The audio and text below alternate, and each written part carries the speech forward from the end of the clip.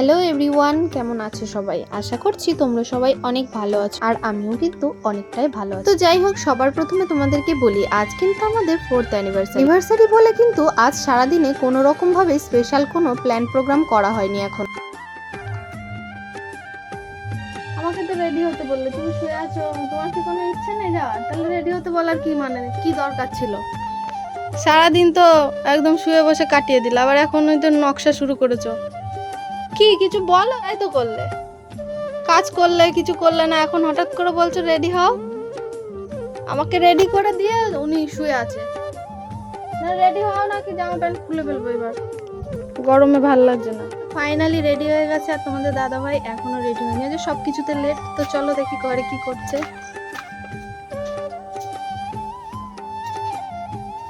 এখনো রেডি হয়নি। আমি তো মনে হয় আধ ঘন্টা হয়ে গেছে রেডি হয়েছে, রেডি হয়ে বসে আছে। সবকিছুতে একটু স্লো। তো যাই হোক, কোনো রকম রেডি হয়ে কিন্তু বেরিয়ে পড়েছি আর চলে এলাম আমাদের বিনগর স্টেশনে। তো আমি কিন্তু এখনো জানি না কোথায় যাচ্ছি। দিদি চলে এসছে, দিদি অনেকক্ষণ আগে এসছে। কখন এসছিস? এই অনেকক্ষণ আসলাম। চলো, অনেকক্ষণ দাঁড়িয়ে আছে, কোথায় গেল? প্রথমে তোমাদের দাদা ভাই বলেছিল আমরা দুজনেই যাব, তারপরে আবার হঠাৎ করে মনে হলো না, দিদিকেও নিয়ে যায় সাথে। তাই কিন্তু যাই হোক, হঠাৎই প্ল্যান প্রোগ্রামটা করে বেরিয়ে পড়লাম আমরা তিনজনে। আর এখন কিন্তু এই যে অটোতে উঠে তোমাদের দাদা ভাইকে বললাম যাচ্ছিটা কোথায় সেটা তো বলো। তো যাই হোক, অনেকবার জিজ্ঞেস করার পরে বললো যে যাচ্ছি হচ্ছে রানাঘাট বিনোদিনী পার্ক। তো আমি বললাম যাচ্ছ যখন বিনোদিনী পার্কে, তো এত লেট করার কি ছিল? একটু সকাল সকাল গেলেই তো ভালো হতো, তাই না বলো? কি কষ্ট, ভয় বসে পড়েছিল। যাই হোক, আমরা যেহেতু অটো করে এসেছিলাম, তাই কিন্তু আমাদের ছোট্ট একটা নৌকো পার হওয়ার ব্যাপার ছিল।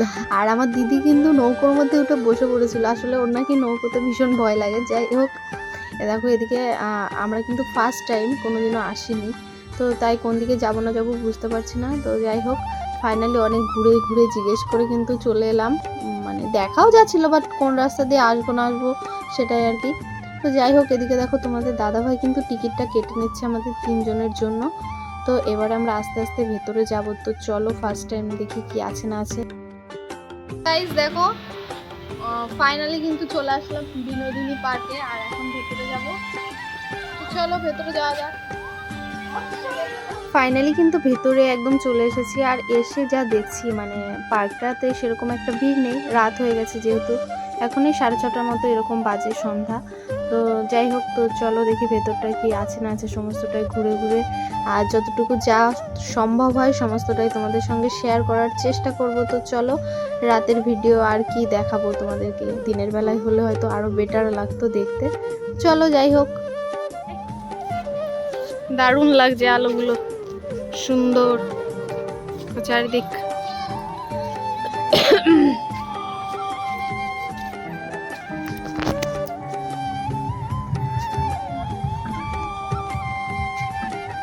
বিশাল লাগছে তো এটা দেখতে। এইটা কি?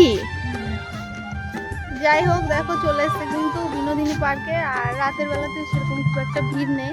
আমরা চারিদিকটা ঘুরে দেখছি, সাথে তোমাদেরকেও দেখাচ্ছি।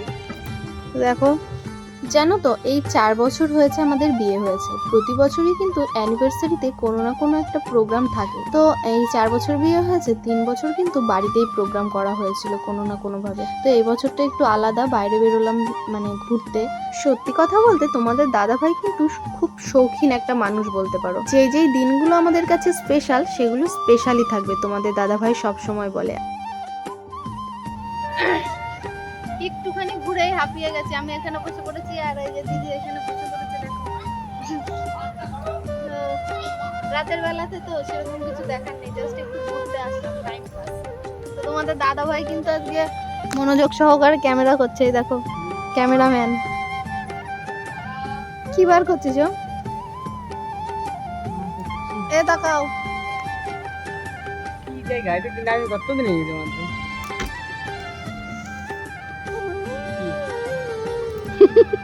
কি? তো দেখো, আজকে কিন্তু আমাদের রিলস ভিডিও করে দেওয়ার দায়িত্ব এই যে আমার দিদির, আর এদিকে যে তোমাদের দাদা ভাইয়ের আমি ভিডিও করছি, রিলস ভিডিও। তোমাদের বলে দাদা ভাই আর আমি ডুয়েট। এই দেখো অ্যানিভার্সারি স্পেশাল। যাই হোক, কয়েকটা রিলস ভিডিও করে নিলাম, আর এগুলো কিন্তু পোস্ট হবে আমাদের ইনস্টাগ্রাম আইডি রোহিত সঙ্গীতা 01-এ। তোমরা চাইলে অবশ্যই চেক আউট করতে পারো।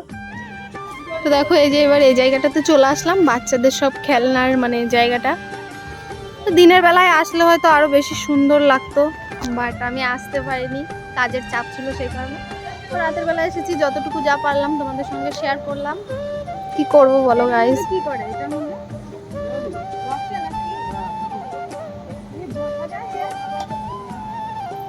দেখো এটা আবার কি জিনিস। বস বস।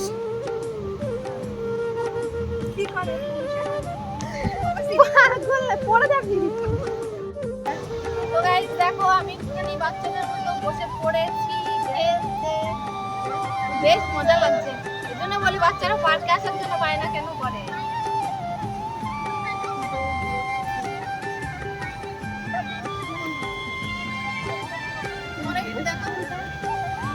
পার্কে মোটামুটি চারদিক টুকটাক করে ঘুরে নিয়েছি, আর এবারে কিন্তু চলে যাব রানাঘাট স্টেশনে। আর রানাঘাট স্টেশনে এসেই কিন্তু সবার প্রথমে আমরা খেয়ে নিচ্ছি এই যে কাটলেটগুলো। আর আমার দিদি তো খাচ্ছে, আর দেখো মুখের এক্সপ্রেশনটা এমন দেখাচ্ছে যেন কি না কি খাচ্ছে। যাই হোক, আজকে যেহেতু ছিল আমাদের অ্যানিভার্সারি, তাই কিন্তু তোমাদের দাদা ভাইয়ের রিকোয়েস্ট ছিল কোনো না কোনো কিছু একটা আমাকে নিতে হবে। তো আমিও দেখলাম অনেক ভেবেচিন্তে ড্রেসপত্র একটু কম কম হয়ে গেছে, তাই ভাবলাম একটা মানে 2 পিস নিয়ে নেওয়া যাক।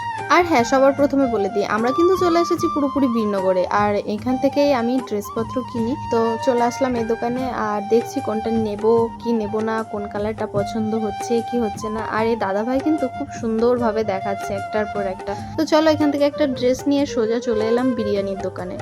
তো কেনাকাটা করেছি, ঘোরাফেরা করেছি, খাওয়া দাওয়া করবো না সেটা কি করে হয়। তাই কিন্তু দেখো সবার প্রথমে আমরা চলে এলাম বীরনগরে এই বিরিয়ানির দোকানে, আর এখান থেকে 2 প্লেট বিরিয়ানি পার্সেল নিয়ে নিলাম। আসলে যেহেতু মেয়ে বাড়ি রয়েছে তাই আর ভাবলাম যে খাবারটা বাড়ি নিয়েই যাব। তো চলো আজকের ব্লগটা এখানে এন্ড করছি, দেখা হচ্ছে নেক্সট কোনো ব্লগে। ততক্ষণে তোমরা সবাই সুস্থ থেকো এবং ভালো থেকো, আর আমরা যেন সারা জীবন দুজনে দুজনের পাশে এইভাবেই থাকতে পারি। তোমরা প্লিজ একটু আশীর্বাদ করো। তো চলো আজকের মতো টাটা এন্ড বাই বাই। ভিডিওটা তোমাদের কেমন লাগলো অবশ্যই কিন্তু কমেন্ট করে জানিও। যদি ভালো লাগে লাইক কমেন্টের পাশাপাশি একটা সাবস্ক্রাইব